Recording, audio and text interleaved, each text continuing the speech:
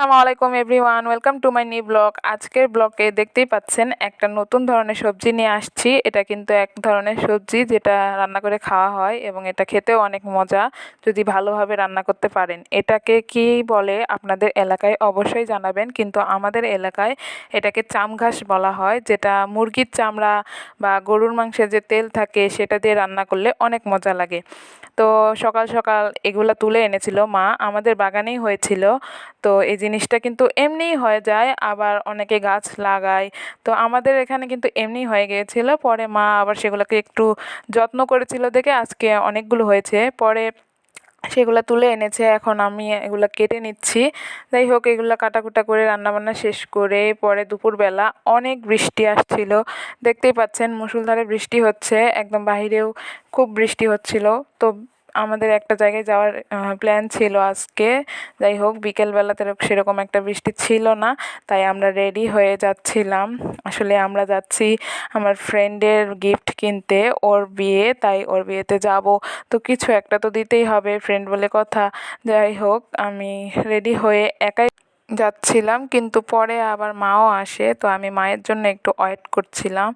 আর এই যে সামনে দেখতে পাচ্ছেন অনেক গাড়ি টাড়ি, আমি একটা জায়গায় চুপচাপ বসেছিলাম আর দেখছিলাম মা আসতেছে কিনা, এবং পরে মা কিন্তু আসে আর আমরা ডিরেক্ট মার্কেটে গিয়ে সে গিফটটা কিনে আরেকটা দোকানে যাই প্যাকিং করতে। এখন হয়তো আপনারা ভাববেন যে এখানে তো থালাবাটির দোকান, হয়তো ওখানেই কোনো কিছু নিয়েছি, কিন্তু না গাইস, আমাদের এখানে র্যাপিং করে নিতে হলে এক দোকান থেকে গিফট কিনে আরেক দোকানে গিয়ে র্যাপিং করে নিতে হয়। মানে যেই দোকানগুলোতে কাচের জিনিসপত্র বা থালাবাটি পাওয়া যায়, এগুলো দোকানে র্যাপিং করা হয়। তো আমিও সেই জন্য এক দোকান থেকে গিফট কিনে আরেক দোকানে, মানে এই ধরনের দোকানে গিয়ে র্যাপিং করে নিলাম। আর তারপরে আমরা গিফট কিনে আসতে আসতে সন্ধ্যা হয়ে যাচ্ছিল। পরে আমরা একটা বাসে উঠি আর উঠে আসতেছিলাম।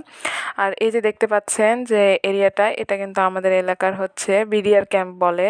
জায়গাটা কিন্তু অনেক সুন্দর, দিনের বেলা দেখলে হয়তো পারতেন, কিন্তু যেহেতু আমি রাতের বেলা আসতেছিলাম তেমন একটা বোঝা যাচ্ছিল না। এখানে আবার ঈদের সময় মেলাও লাগে, ওই যে দেখতে পাচ্ছেন কত কত মানুষ, ভিতরে কিন্তু মেলা বসেছে আর সবাই আসতেছিল, ঘুরতেছিল।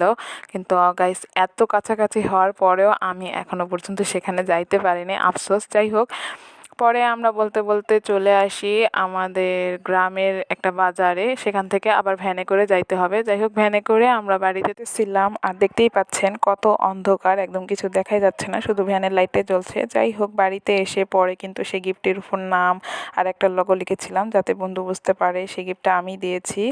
এক নামের অনেকেই থাকতে পারে, তাই এরকম সাইন দেওয়া। যাই হোক গাইস, এটাই ছিল আজকের ব্লগ। কেমন লাগলো অবশ্যই জানাবেন, ভালো লাগলে লাইক, কমেন্ট এবং ফলো করে পাশে থাকবেন। আল্লাহ হাফেজ গাইস।